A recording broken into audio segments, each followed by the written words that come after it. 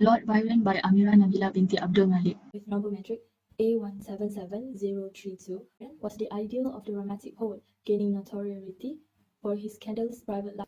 George Gordon Lord Byron was the only son of Captain John Byron and his second wife, Catherine Gordon. He was born with a deformed foot and was abandoned by his father. He endured chaotic childhood in Aberdeen, Scotland, brought up by his emotionally unstable, bad-tempered mother and abusive nurse. These experiences may have had something to do with his constant need to be loved, expressed to his many affairs with both men and women. In 1809, he left for a 2-year tour to a number of Mediterranean countries. He visited Greece for the first time and fell in love with both the country and the people. Whilst on tour, he had begun work on the poem Childe Harold's Pilgrimage. The work was published in 1812 and Byron became famous overnight. Dark and dashing, he soon developed a reputation for promiscuity. He won the hearts of countless women with passionate letters and poems. He had affairs for married women, to even his half-sister. Perhaps in an attempt to recover his reputation, Byron married Annabel Milbank, with whom he had a daughter, Augusta Ada. Because of Byron's many affairs, the rumors of his bisexuality, and the scandal surrounding his relationship with his half-sister, the couple separated shortly. In 1823, Byron left Italy to join the Greek fight for independence against the Ottoman Empire, and he fell ill, becoming increasingly sick, eventually died on April 19, 1824. His death was mourned throughout Greece, where he was revered as national hero. Byron is considered a romantic paradox. Byron stands apart from his fellow romantic poets. Many of his poems are satirical, and he adopts a distant and cynical attitude. His literature relies in reason rather than emotion. The reason can be because he was aware of reality's imperfections, thus his skepticism and cynicism. However, it coexisted with his propensity to steal perfection in life. Consequently, he alternated between melancholy and humorous mockery in his work as a reaction to the disparity between real life and his unattainable ideals. The recurrent theme in Byron's work is freedom or liberty, which he sees as inherent in human nature. He considers that political oppression, military aggression, sexual repression, and the superficial restraints of society go against his romantic aspirations. Poets can be judged by their intellectual and cultural myths which they inspire, then Lord Byron must be deemed the most influential of the Romantic writers, through his creation of a brooding and defiant persona known as the Byronic Hero. The Byronic Hero is a defiant, melancholic man of great and noble principles, and haunted by some secret past guilt. It has inspired many of today's fictional icons such as Severus Snape, Edward Cullen, and Bruce Wayne. Poetry Foundation is a website that dives deep into Lord Byron's life, provides the date for his important life events. Romantic Circles explain in depth how the Byronic Hero inspires many characters in pop culture. English history contains many resources for people to study Lord Byron's works. The Byron Society is a website dedicated to celebrate the legacy of Lord Byron. Digital humanities can be a tool or methods that can help us close the gaps of space and time between Lord Byron's and today's society. Digital technology is allowing us to interact with Byron poems in a different way that was previously impossible, such as through arts or tangible objects. For example, Rebecca Douglas had digitally illustrated the poems she walks in beauty. Furthermore, digital analysis can help us find comparison of the poems. It will allow us to see the bigger picture of literature. Not only that, digital archives can do the important work to increase access to texts of the authors. Today, we can access crucial manuscript via the Morgan Diary. Analysis of the poem Darkness. Darkness revolves around the concept of destruction. The poem was influenced by the events of the eruption of Mount Tambora, Indonesia, that cloaked parts of the world with ash and cold darkness. It is a free verse which does not contain straight rhyme, literary devices, imagery. For example, at a quick, desolate cry, licking the hand, signification, in which the universe is personified as a woman. Darkness symbolizes pain, destruction, and death. The poem starts as a picture of a dream, but then immediately stating that it was not entirely a dream. The use of oxymoron here emphasizes the blur between reality and the visions of illusions or premonition. It can be interpreted as a dream with a real message.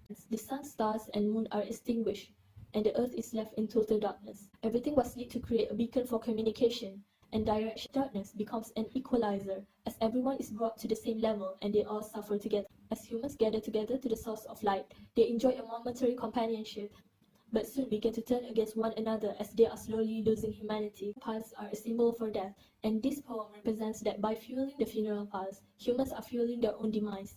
Everyone is for themselves, even faithful dogs turn against their masters, except for one noble canon, who defend his master's corpse from scavengers. This dog represents the last fragment of noble good within this world. All the world is reduced to two men that becomes enemies. These two might be parallel to Cain and Abel, fitting the biblical reference of the whole poem. These last two survivors of the dead world meet by accident, and the ashes of an altar place where a large number of holy things had been used for unholy purpose of fire. This brings the message that humans will sacrifice morality for a temporary safety. After they both die, what is left is the end of both the natural and the artificial. The earth becomes a lifeless rock. The moon, which was been long destroyed, can no longer move the waves or tides in and out. The winds stop and the clouds are gone, as darkness does not need any aid, as she has become the whole universe. Darkness is the depiction of the destruction of man, but it also captures the self-centered and exploitative mentality of humans that will always use others and nature in the past, present, and the end of the time. Like many other poems of the Romantic era, in this poem, nature is not a realm of solace or creative inspiration, but a force of destruction. Despite being the victim of humans' greed and exploitation, humans are essentially nothing without nature. This reveals that humans' true feeble place in comparison to the force of nature. However, this bleak poem also involves a third force, more powerful than nature, that nature itself has been silenced. This is darkness herself, which does not need aid from nature. It is quite vague what darkness actually means. It can symbolize God or the eventual fatalism of everything. Analysis of Prometheus. Prometheus is a poem written based off a Greek myth of a titan who stole fire from Olympus to help mankind. However, he was caught and punished by Zeus to be chained to a rock for eternity, while a vulture tore and pecked at his liver. Themes of this poem are rebellion, defiance, and individual sacrifice.